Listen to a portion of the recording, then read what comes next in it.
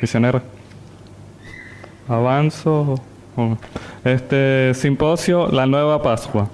A través de Éxodo 12 pudimos aprender.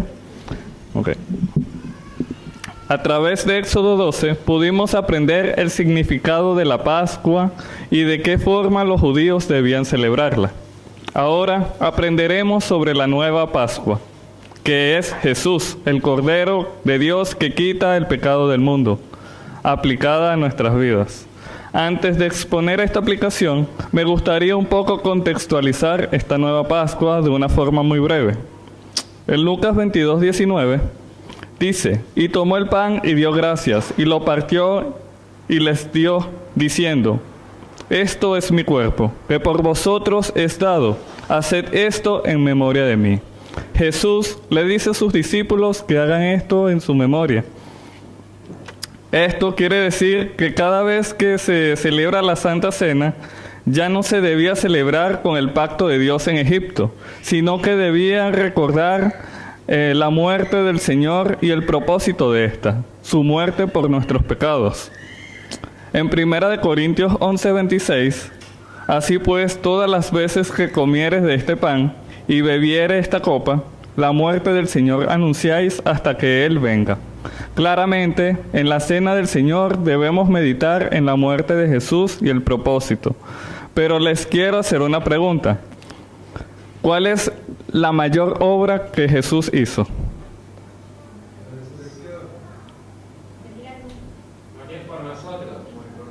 Ok.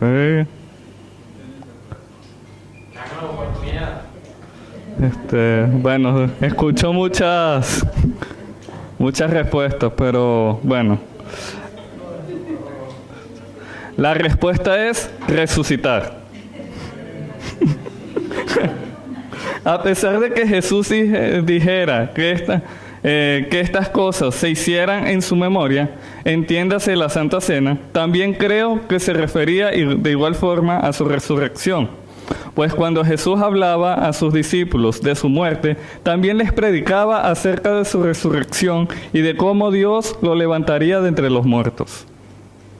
Pero claro, estas últimas palabras, no, ya va. Ok, ya. En este simposio de 1 Corintios 15 profundizaremos en el tema de la resurrección y de qué forma esto se aplica a nuestra vida. Pablo le declara a los corintios, el evangelio de la resurrección de Cristo. Pues esta iglesia estaba siendo engañada por las distintas culturas de los países que lo rodeaban. Pablo les afirma que ellos han recibido este evangelio y él mismo lo ha recibido y por eso es capaz de transmitirlo. También explica un poco lo sucedido después de la resurrección de Jesús, de cómo se le apareció a sus discípulos y a muchos otros antes de subir a la diestra de Dios. Luego Pablo dice que el último que se le apareció fue a él, y humildemente y tal vez con mucho arrepentimiento, reconoció que no era merecedor de este privilegio por todo aquello que le hizo a la iglesia de Dios.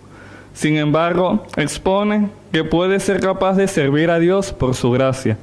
Pablo experimentó un poder sin igual, el poder de Cristo resucitado, que fue capaz de cambiar la dirección de su vida, de un hombre que quería destruir el ministerio de Cristo, a uno que demostró tanto amor a su obra que lo sirvió incansablemente hasta la muerte. Por la gracia de Dios soy lo que soy. Este versículo, específicamente esta primera parte, me toca mucho, pues me ayuda a recordar todo aquello que Dios ha hecho conmigo y tener sentido histórico, fortaleciendo mi corazón, sabiendo que estoy aquí por gracia de Dios. Aunque alguno cuestione mi venida a este país, debo siempre recordar esta gracia que me permite estar en Argentina y arrepentirme de todo corazón, de la opinión de otros, de que la opinión de otros me afecte, porque estaría olvidando el valor que tiene la obra de Dios en mi vida. Mi oración es seguir creciendo para ser buen testimonio para mis hermanos y para todo aquel que vea mi vida manifestando mi identidad como hijo de Dios. Amén. En la segunda parte, el Evangelio de la Resurrección. A partir del versículo 12 vemos la indignación que tenía Pablo acerca de la confusión que había en esta iglesia. Pues si había recibido el evangelio de la resurrección, pues muchos no creían en la resurrección de los muertos. Pues si los muertos no resucitan, Cristo tampoco resucitó, y nuestra fe es vana. Y aún peor, aún estaríamos en nuestros pecados, y si Cristo no resucitó, ¿valdría la pena seguirlo? Sería otro hombre que vivió y luego murió y dejó de existir. Pero esto no es así, porque Cristo resucitó conforme a su palabra, y por nuestra fe en Él, nosotros también viviremos. Porque así como en Adán todos mueren, también en Cristo todos serán vivificados. Detrás de este evangelio, que es la muerte, sepultura y resurrección de Jesús, se esconde un gran poder, que es el poder de resurrección de Cristo, el cual pues fue capaz de levantar a los discípulos quienes habían perdido sus esperanzas y volvieron a su vieja vida. Y fue este mismo poder que transformó la vida de alguien quien quería destruir a los seguidores de Cristo y su grupo, a alguien que le servía más que nadie por su gracia.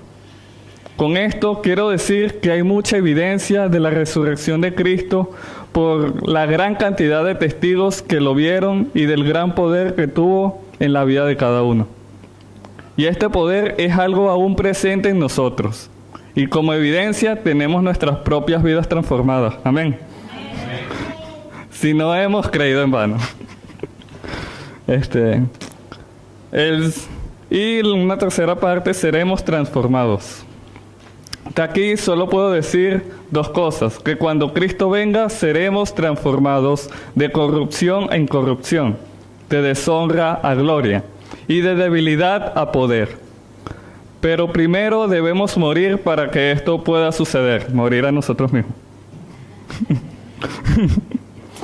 Sin embargo, no todos moriremos físicamente, pero sí seremos todos transformados, porque esto es necesario, y cuando esto suceda, entonces se cumplirá la palabra que está escrita en Isaías 25, del 8 al 9.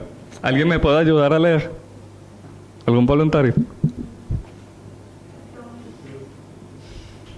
Destruirá la muerte para siempre, y enjugará Jehová el Señor toda lágrima de todos sus rostros, y quitará la afrenta de su pueblo de toda la tierra, porque Jehová lo ha dicho, y se dirá en aquel día: he aquí, nuestro Dios, le hemos esperado y nos salvará.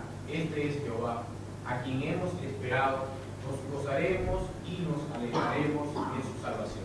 Amén. Todo esto es gracias a la victoria que nos da Dios por medio de Jesucristo. Así que debemos mantenernos firmes y constantes, creciendo en la obra del Señor, pues nuestro trabajo en el Señor no es en vano. Hoy en día, las iglesias predican solo de la cruz, dejando como segundo o tercer plano la resurrección. Esto es porque muchos ancianos de las iglesias piensan que la resurrección no es un tema tan necesario para los jóvenes. Es cierto que predicar la cruz es muy importante porque nos ayuda a meditar en el amor de Dios, como en Juan 3:16. Pero la mayor obra que Cristo hizo fue resucitar. Y esto es lo que debemos predicar a todos. Pues si predicamos solo de la cruz, en mi opinión, estaríamos predicando un evangelio incompleto. Y puede que, como consecuencia, la transformación de esta persona sea incompleta.